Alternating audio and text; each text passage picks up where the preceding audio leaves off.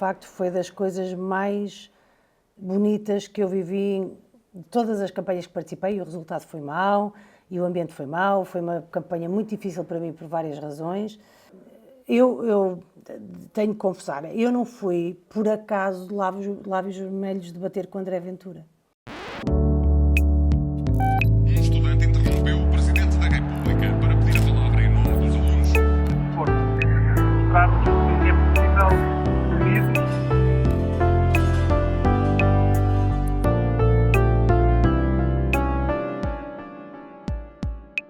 Dr. José Matias, muito obrigado por vir ao podcast Para Alguém Ser Quem Não É. E eu começava por lhe perguntar, é natural aqui de Coimbra, apesar de ter vivido em Condeixa, aqui ao lado. Sim. E eu começava por lhe perguntar exatamente isso, como é que foi essa sua infância aqui no Concelho e no Distrito de Coimbra? De que é que recorda? Bem, antes de mais começo a pedir desculpa porque nós andamos para marcar esta conversa há tanto tempo e eu de facto sinto-me mal por ter adiado, mas não foi por vontade própria, digamos assim. Sim, eu nasci em Coimbra, mas nasci em Coimbra porque era o sítio onde se nascia, não era do Concelho de Coimbra, era do Concelho de Condeixa, a minha família de uma aldeia que se chama Alcoço e onde ainda vivem, e portanto a minha infância foi passada sobretudo em Alcoço e em Condeixa, até aos 15, 16 anos. Depois, no secundário, é que vim estudar para Coimbra e comecei a fazer, não é, as idas e vindas diárias, mas cresci em Alcoce e estudei na escola primária, primeiro numa aldeia ao lado de Alcoce, depois tivemos escola primária que já não existe outra vez, isso é outro debate, e fiz o meu percurso escolar em Condeixa Nova até ao 9º ano. E como é que foi essa transição entre uma aldeia e Condeixa e uma aldeia e Coimbra? Fez-lhe alguma confusão? Foi simples para si? Não, os tempos eram diferentes, apesar de tudo. Coimbra era sempre o nosso ponto de vinda. Ai, desculpa, estou aqui a atacar a mesa sem querer. Coimbra era o nosso, para todas as pessoas que viviam aqui à volta, e numa altura em que ainda se estavam a desenvolver os serviços públicos e, portanto, as coisas eram um bocadinho diferentes do que são agora, vamos dizer, bastante diferentes. Coimbra era sempre um sítio em que vinhamos quando tínhamos que vir ao dentista, quando tínhamos que vir, sei lá, fazer análises, sobretudo relacionado com questões médicas, digamos assim. Portanto, era frequente vir aqui, não para estudar, não para a vida comum, mas era frequente vir. Portanto, não foi assim uma primeira confrontação, um choque. E Condeixa foi o passo intermédio, digamos assim, em termos de dimensão. Condeixa agora é muito maior do que era nessa altura. Portanto, Condeixa naquela altura era uma vila pequena, que era relativamente fácil de calcorrear toda de uma ponta à outra. E, portanto, foi uma espécie de passo intermédio. É claro que Alcoce é uma aldeia muito pequenina, ainda hoje. Com muito poucos habitantes, portanto, tudo comparado com isso parece uma megalópole. Exatamente. Pelo que vi, e corrija-me se estou errada, aos 16 anos começou a trabalhar. Sim. E foi trabalhadora estudante durante toda a sua licenciatura aqui na Faculdade de Economia. Sim. Com coisas, em alguns momentos, coisas mais pontuais, digamos assim, alguns trabalhos de explicação, de limpezas em sítios públicos, etc., e outros momentos, depois numa fase mais, já do meio da licenciatura para a frente, já numa fase permanente, em que trabalhei como secretária, com horário completo.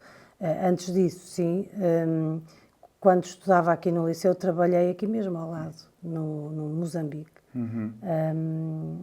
num bar que existia. E o que eu lhe perguntava era se esse facto de desde cedo conciliar o trabalho com os estudos a fez ser melhor aluna. Acredito que não tenha sido fácil essa coisa.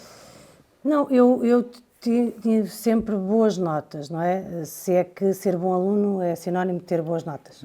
Também não sei se é só isso. Mas tive sempre boas notas. E quando comecei a trabalhar com essa idade, o acordo que foi feito, obviamente eu comecei a trabalhar porque havia dificuldades financeiras, não era porque achasse que fosse espetacular estar a acumular não sei quantos horários, mas o acordo foi sempre que os estudos seriam a prioridade e se as coisas não começassem a correr bem, então tinha que se mudar de plano.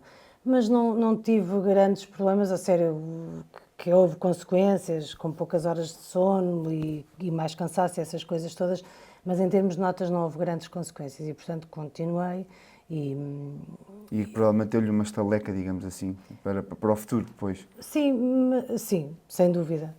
Acho que aprendemos a conciliar muitas coisas e a estar em ambientes diferentes, com uma idade que eu agora olhando para trás e sobretudo agora vendo pessoas de 16, 17 anos, penso, ninguém devia ter que trabalhar a esta idade, não é? E não deve. E felizmente que o ensino obrigatório já é até aos 18 anos e, portanto, isso de certa forma, mas continua a ser uma necessidade. Há uma estaleca, de facto, mas eu creio que nós devemos trabalhar para sociedades onde, de facto, não seja preciso... necessário. Sim. Por outro lado, no meio de tanto trabalho e no meio de tanto estudo, teve ainda tempo de se colocar no associativismo, fez parte do núcleo e esteve também em várias manifestações até contra a propina e tudo mais. Foi aí que se lhe deu o chip para si e começou a gostar de política e todas essas ações? Eu já falei disso, o meu encanto pela política, pelo mundo da política e dos partidos vem de muito antes. Não é porque na minha família houvesse uma tradição muito ligada à política, não havia, embora não havendo uma tradição ligada à política, aos partidos, à política, eu acho que toda a gente tem, direto ou indiretamente, quer assumi-lo ou não, mas pronto, à política partidária. Embora não houvesse essa tradição na minha família, eu cresci sempre com a importância das escolhas partidárias muito presente. Eu lembro sempre que havia longas discussões nas festas, não é? No Natal era uma tradição em que as discussões à volta da mesa, sempre em bom tom, não eram discussões... Discussão no bom sentido da bom palavra. sentido, eram à volta do futebol e da política, acho que como se calhar na generalidade das casas deste país. E o meu avô era muito, de forma muito, diria, muito clubística quase, um simpatizante do PSD, e a minha avó e eu, e os meus pais andavam mais à volta do Partido Socialista.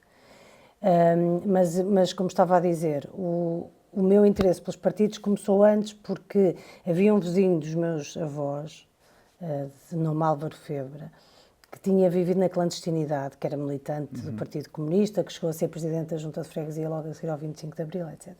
E que me contava histórias fascinantes, de interessantes, como é evidente, mas histórias de uma vida difícil, desses tempos da clandestinidade, uma altura que teve até ainda no que era a Checoslováquia, e depois a sua vida foi desenvolvida ali e eu tinha mesmo muito gosto em passar muito tempo sentada com ele a ouvir essas histórias, e isso veio fascinar. Agora, obviamente, eu não entrei para a política de forma mais organizada por via dos partidos, foi por via do ativismo e do associativismo, seja no Núcleo de Estudantes de Sociologia, do qual fui fundadora. Fundadora não é bem certo, porque o núcleo já tinha existido uns tempos antes e depois teve um período de inexistência, não sei de quantos anos, já não consigo... Foi reativado. E foi reativado. Portanto, reativação, estive nesse grupo de reativação e fui vice-presidente na primeira eleição pós-reativação e isso interessava-me, mas também nos movimentos ambientalistas, nos movimentos cívicos, depois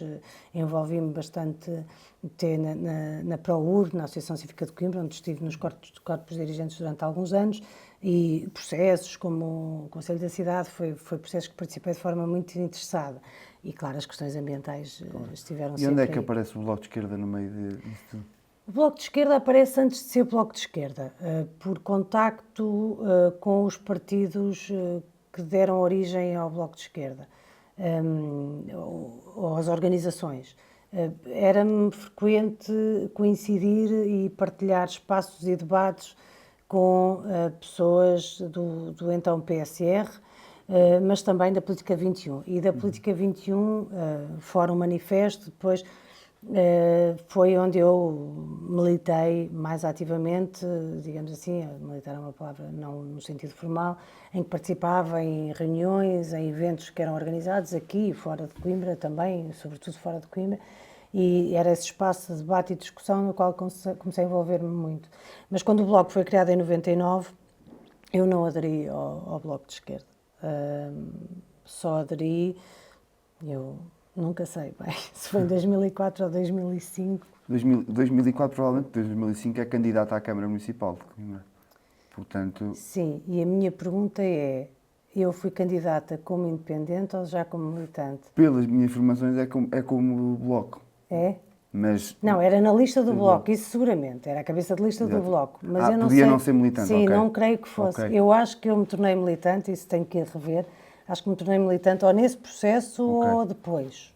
Exato. Mas não sei. Mas foi à volta disso, foi à volta da candidatura da Câmara Municipal. Já que tocamos nesse assunto, como é que recorda esses tempos dessa candidatura? Acaba por não ser eleita vereadora, Não. mas foi se calhar a primeira candidatura do Bloco de Esquerda à Câmara de Coimbra? Não, tinha foi? Já havido, vindo em tinha 2000? havido antes, tinha havido, 2001. aliás, que eu estive muito envolvida Com o doutor... com o Alexandre Alves Costa e José Manuel Perez. O Alexandre Exatamente. Alves Costa como candidato à Câmara Municipal de Coimbra e o José Manuel Perez à Assembleia, ou era ao contrário? Eu acho que era isso. Nenhum dos dois foi eleito, mas que foi uma campanha extraordinária. Aprendi imenso. E que tive muito gosto em fazer parte desse grupo muito pequeno de pessoas, nós éramos uma estrutura pequena, também não somos ainda muito gigante, que mobilizou e que organizou e que esteve a participar na mobilização para essa campanha. De facto, uma campanha com um programa pensado, estruturado, debatido e com duas pessoas que eu muito estimo, admiro e que tenho um enorme carinho, quer o José Manuel Pereza, quer o Alexandre Alves Costa. Mas filo, lá está, não enquanto militante, mas como outras pessoas, não apenas eu, se juntaram a essa candidatura para apoiar e para trabalhar para o que fosse possível, colar cartazes, distribuir panfletos, o que fosse necessário. E depois, na candidatura em que fui eu e a Catarina Martins, a Catarina Isabel Martins, de A Coimbra, professora da Faculdade de Letras. exatamente, em que fomos as duas cabeças de lista, bem, para mim foi um processo muito fascinante, mas também difícil. Eu era muito nova e não tinha assim grande traquejo do debate político e foi, de facto, havia gente incrível nessa campanha e a organizar o trabalho e foi uma experiência também, como é que eu ia dizer, foi basicamente onde Percebeu como é que se deve andar no meio? mais ou menos, não acho que nunca percebemos totalmente, vamos percebendo ao longo da vida, não é? Mas onde eu percebi que não fazia sentido nenhum eu continuar a achar que era independente, porque não era independente. Eu acho que foi mesmo durante esse processo, eu tenho que confirmar isso, não quero dizer mentiras nenhumas. Até porque a pessoa a quem entreguei o cartão, o papel para ter o cartão de militante, infelizmente já não está. O António José André.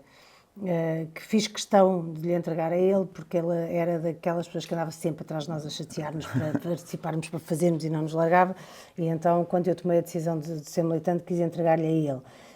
Mas ele saberá melhor os detalhes. Mas, ou seja, foi nesse processo que eu percebi, quer dizer, eu não sou independente de coisa nenhuma, desde que o Bloco existe, que eu voto sempre Bloco de Esquerda, apoio sempre o Bloco de Esquerda, e embora estivesse mais envolvida nos movimentos sociais, as coisas não são antagónicas e foi aí que eu decidi verdadeiramente e entendi e acho que assimilei verdadeiramente este espírito de militância, de um projeto coletivo, de trabalharmos nisto. Acha que os movimentos independentes, portanto, acabam por ser esquisitos nesse aspecto? Não, eu acredito que possa haver de tudo, não é?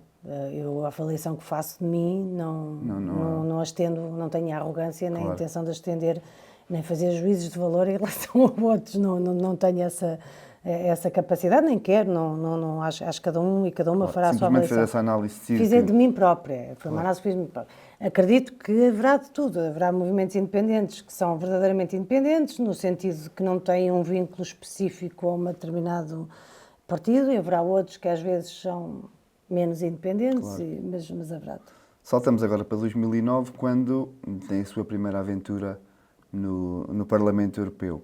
E vi, desminta-me se estiver errado, que durante esse primeiro mandato, em 2011 ou 2012, é até eleita a melhor deputada, não sei se é assim na área da saúde. Sim. E a minha pergunta não é diretamente sobre a saúde, é muito sobre a ideia pré-concebida que existe às vezes que os eurodeputados vão para Bruxelas e não e não vão trabalhar. Há muito esse estigma ainda em Portugal, Mas não é infelizmente. só, eu acho que não é só em relação aos eurodeputados, é em relação a qualquer pessoa que esteja a exercer uma função de representação. Há muito estigma e o preconceito que não se faz nada. É mentira. Normalmente é mentira. Não quer dizer que não haja exceções, mas a regra é que se faz muito. E eu conversei também aqui no podcast com a doutora Maria Manuela Tão Marques, do PS, que esteve no Parlamento Europeu também, e faço exatamente o mesmo desafio, que é tentar explicar a uma pessoa como é que é o seu mês enquanto eurodeputada, porque acho que é um exercício muito engraçado, porque é dividido às semanas, pelo que eu entendi. Sim, mas é muito difícil de explicar. É muito difícil. Eu acredito que a Maria Manuela conseguiu fazê-lo de forma mais eficaz do que eu vou ser capaz. É muito difícil, porque é isso. Como estamos a falar de uma instituição que tem, de facto, uma carga de trabalho gigante em vários domínios, o trabalho que envolve representantes de 27 países, não é? Envolve a organização de todos os tipos, até mesmo serviços de tradução, de interpretação, de apoio jurídico. É uma máquina gigante, não é? Ao serviço de quase 500 milhões de pessoas. O trabalho é hiper mega organizado, portanto há de facto semanas específicas. Há semanas que são semanas inteiras de sessões plenárias. Há semanas que são semanas inteiras de trabalho de comissões parlamentares. Há semanas que são as chamadas semanas de grupo, porque nós ocupava, neste caso, funções em algumas comissões parlamentares, mas não acompanhava todas as comissões, claro, como é evidente.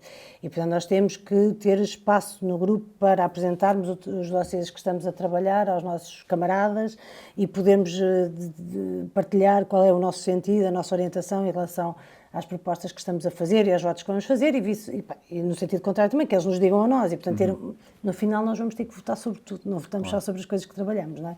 E, portanto, eu tenho muita dificuldade, desse ponto de vista é muito diferente, não é? Aqui da Assembleia da República, que eu estou a conhecer ainda, mas é muito diferente, porque de facto há um trabalho muito mais dividido nesse sentido e isso não significa que durante todas as semanas dos meses não estejamos a trabalhar nas propostas, claro, porque há datas para apresentar propostas de alteração, para negociar compromissos, etc.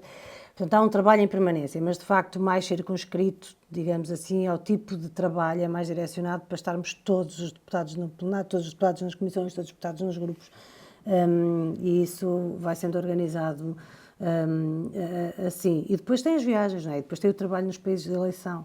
Há algumas semanas ao longo do ano, que são as chamadas semanas verdes, em que era suposto os deputados fazerem trabalho nos países de eleição, que regra geral acaba por se fazer um bocadinho todos os fins de semana, quando se regressa, ou então para fazer missões, porque depois temos as delegações também, temos missões de representação em várias partes do mundo. É muito difícil não trabalhar no Não, é muito difícil não trabalhar. É preciso talento para não trabalhar.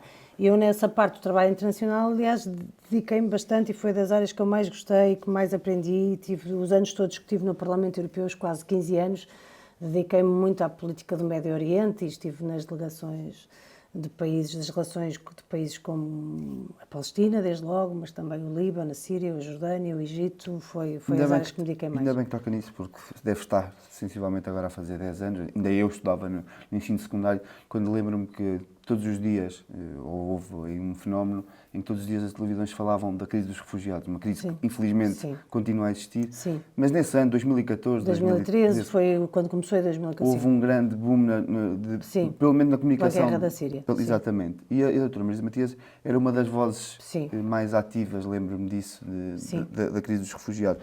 O que eu lhe pergunto é se sente que infelizmente esse assunto desapareceu da opinião pública. Não desapareceu, mas infelizmente houve uma reconversão, digamos assim, da maneira como este assunto é abordado. Nessa altura, eu creio que foi muito presente, porque precisamente a guerra na Síria, que gerou milhões de pessoas refugiadas, começou a ter uma visibilidade direta nas chegadas ao espaço da União Europeia. Porque houve, nesses primeiros anos, eram milhões de pessoas, não é? No Mediterrâneo e nas fronteiras via da Turquia, enfim. Mas, de facto, eram muitas pessoas e, sobretudo, com uma dimensão muito trágica, por não haver sequer a intenção de ter uma resposta. em muitos casos, porque havia respostas, tinha havido respostas no território europeu, mas elas foram desmanteladas e foram abandonadas. Houve muitas vidas que se perderam, mas milhares e milhares de vidas, dezenas de milhares de vidas. E não sabemos todas, nem nunca saberemos todas as vidas que se perderam, porque não havia registros de todas. E, portanto, foi uma tragédia humanitária terrível. Ainda se continua a perder vidas no Mediterrâneo, mas qual foi a estratégia da União Europeia? A estratégia da União Europeia foi um bocadinho de fazer outsourcing do trabalho sujo, e é mesmo isso que eu quero dizer.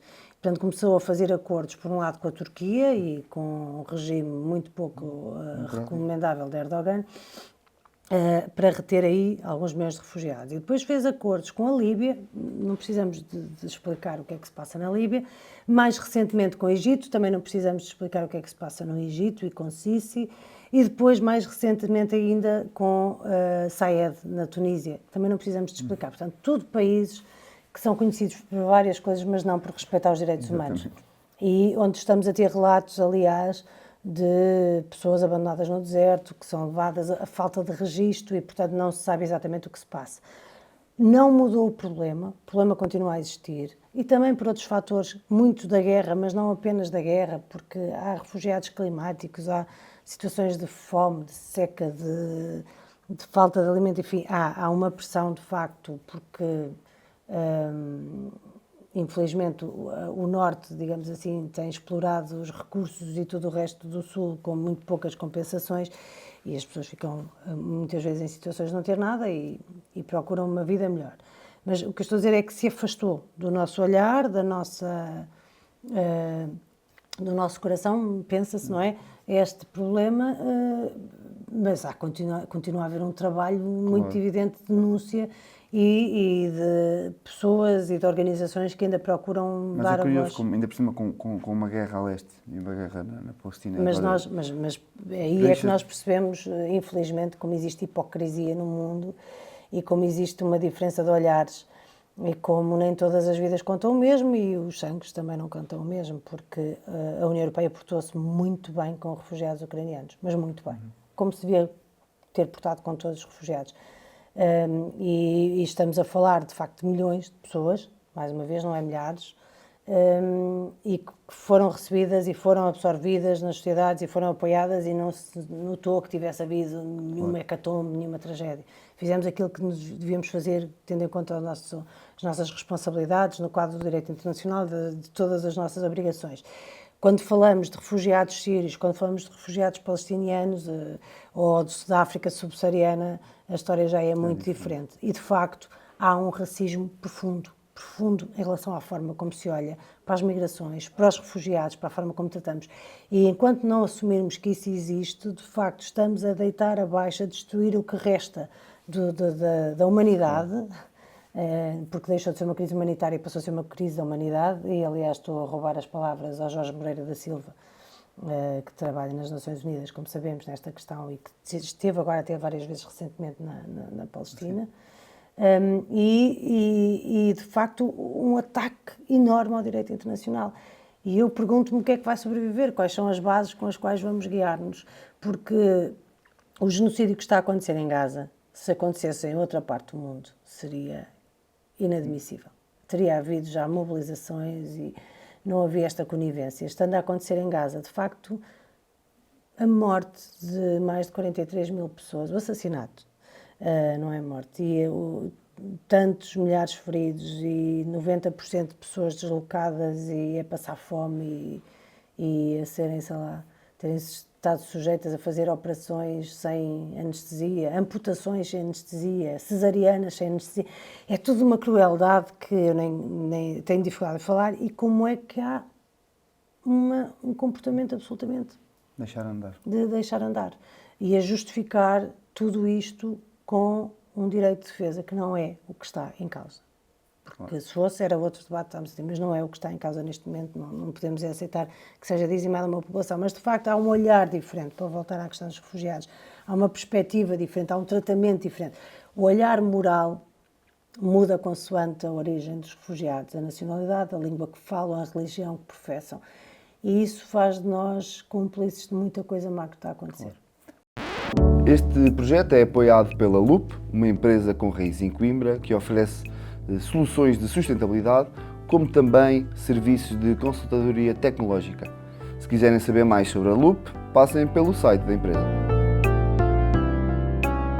Em 2016 é candidato e é talvez o momento daqui da nossa conversa em que mais gente saberá desta parte e fica em terceiro lugar nas eleições às presidenciais com cerca de quase 11% dos votos e torna-se na altura, depois já foi ultrapassada, digamos assim, por a doutora Ana Gomes, mas foi na altura a candidata mulher com mais votos de Isso sempre. diz muito, não é? Da nossa democracia. E era- É preciso chegarmos a 2016 para 10% ser um resultado estonteante. Era exatamente aí que eu ia. Se sente que ainda há barreiras e dificuldades claro que há, por claro ser que mulher na política Não, portuguesa. E não só, na há- sociedade. Não, há e continuará a haver. Aliás, isto não é uma matéria de opinião, é de facto. As Nações Unidas têm vários estudos em que mostram isso. Ou seja, o ritmo que estamos a evoluir, teríamos que esperar 200 anos para ter a igualdade plena, se continuássemos a evoluir neste ritmo.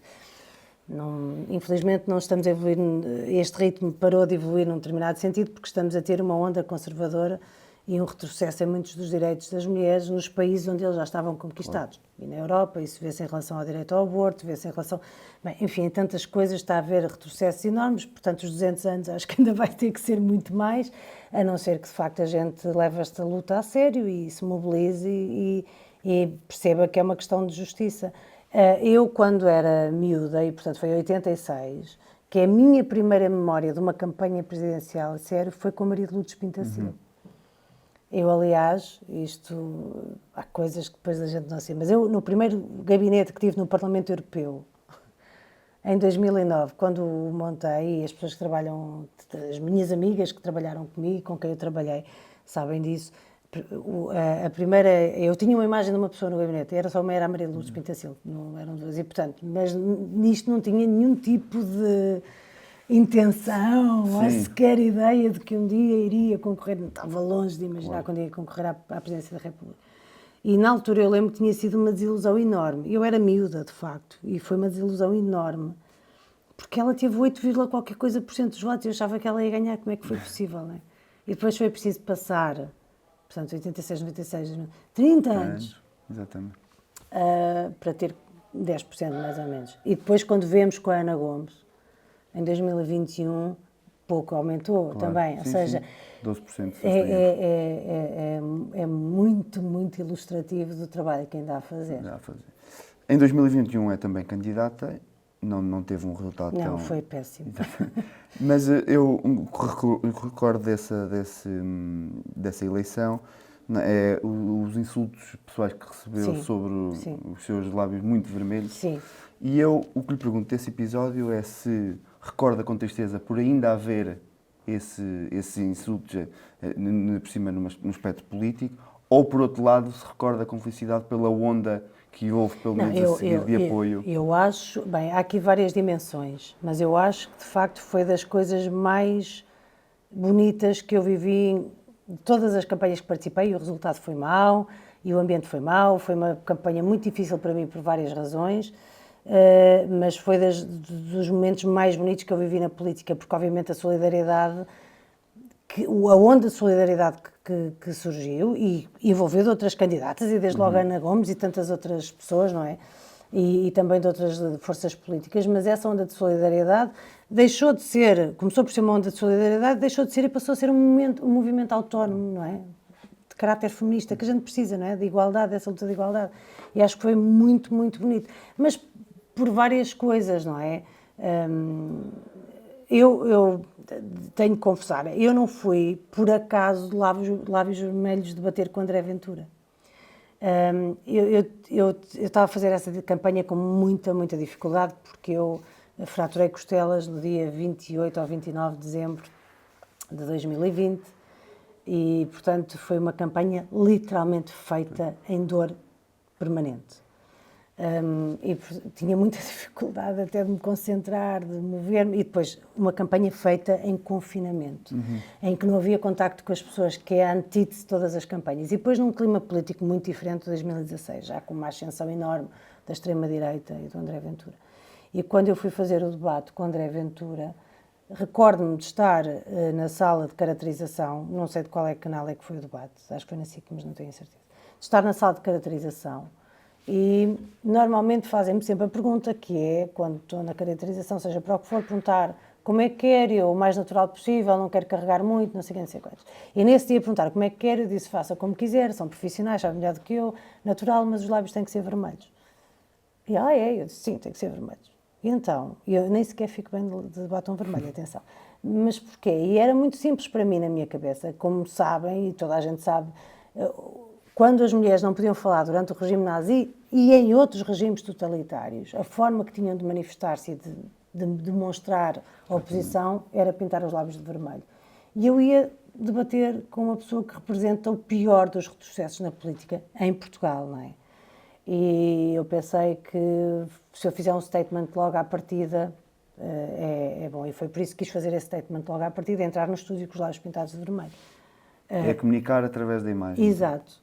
E para tantas mulheres que sabem bem quais são os símbolos da luta feminista, perceberiam qual era essa mensagem. E eu não pensei foi que fosse tão fácil para alguém tão pequeno cair nessa mensagem. Não era uma armadilha, era só um statement, mas não consegui ficar indiferente. Eu não sei se ele conhece as formas de luta e os símbolos da luta feminina ou não, mas seja como for, pensei, é impressionante, não é? É preciso, uma mulher com batom vermelho passa logo a ser uma boneca insuflável e usada por outros fins, enfim. Acho que ficou muito claro, mas acho, como estava a dizer, foi dos momentos de campanha mais bonitos que eu assisti, em que não fui eu a protagonista, foi toda a gente que se envolveu, que pintou os lábios de vermelho, que aderiu a isso. Mesmo no dia das eleições, eu lembro-me que houve quando as Sim, pessoas iam muita votar. gente a ir votar. E depois, como tínhamos que usar máscara, muitas máscaras com o batom vermelho por fora, foi de facto extraordinário. Além de que, eu nem queria acreditar, mas quando vi, por exemplo, o Chico Buarque, que eu amo de paixão, a fazer o vídeo vermelho em Belém e a pintar os lábios de vermelho, quer dizer, há coisas que de facto uma pessoa depois não se esquece. E foi muito poderoso. Vamos agora à atualidade e pergunto-lhe como é que tem sido estes primeiros meses, que já é quase um ano, como deputada nacional. Não é bem um ano, foi em março, Sim. portanto, abril, maio, junho, julho, agosto. Mais de meio ano? Sim, é mais de meio ano já. Depois, para mim foi um início assim um bocadinho diferente, não é? Porque eu cheguei e tomei posse a 26 de março e tive que sair logo a seguir para uma cirurgia que não estava ainda marcada e ficou marcada nessa altura e, portanto, a 10 de abril já estava fora outra vez, fiz baixa durante mais de um mês e depois saí, depois foram férias, ou seja, foi assim um início muito cortado, mas é diferente, é muito diferente. O Parlamento português é muito mais hierárquico, tem mais figuras do regimento, no sentido de que há procedimentos, na forma até como se discute, como se fala, tem uma certa dimensão mais institucional, não é isso que será, mas é a única coisa que me ocorre para caracterizar. O Parlamento Europeu não é tanto assim, também estão várias culturas ali, vários países, umas mais hierárquicas, outras menos, e portanto aquilo acaba tudo por confluir numa coisinha assim um bocadinho mais nivelada. Aqui, e isso foi uma coisa, eu estava muito habituada a que me tratassem pelo nome. Em Bruxelas e aqui é a senhora deputada, a senhora deputada, e eu às vezes nem ouço, nem olho, nem respondo porque estou à espera que me digam o nome. E isso, mas pronto, isso é a parte que é menos relevante para este debate. É só para dizer que houve também até adaptação nisso, mas não tem relevo nenhum. Em relação ao resto é muito diferente. É uma política de muito maior proximidade, há um escrutínio permanente, que é uma coisa que nós não temos. E há uma cadência, não é, que tem muito a ver com a agenda e com a agenda do dia, e nós, digamos assim, no Parlamento Europeu estamos imunes um bocadinho a isso que é a agenda do dia. A doutora Marisa Matia foi eleita, se não estou em erro, pelo Porto. Sim. Era a cabeça de lista pelo Porto, mas como é aqui de Coimbra, sente também necessidade de levar os problemas, obviamente do Porto, por foi de lá eleita, mas também daqui da sua zona de Coimbra. Sim, claro, ao Parlamento? claro, e já temos tido discussões, claro, aliás, nós só temos 5 deputados e deputadas, não é? Portanto, lá o país inteiro. Sim, exato, mas como é evidente, tenho tenho um carinho especial, estou muito atenta às coisas que se passam em Coimbra, no distrito de Coimbra, e tenho levado várias, e obviamente do Porto, por maioria de razão. Nós agora neste podcast temos sempre um momento que não há perguntas difíceis, talvez as respostas, mas as perguntas são sempre simples. E eu o que lhe perguntava era se vê com maior probabilidade uma outra candidatura autárquica a Coimbra ou regressar meramente à vertente académica e deixar-se da política no futuro. Eu acho que nós não podemos estar eternamente em funções de representação ou de candidaturas, até porque há muito mais gente e há gente bastante mais interessante.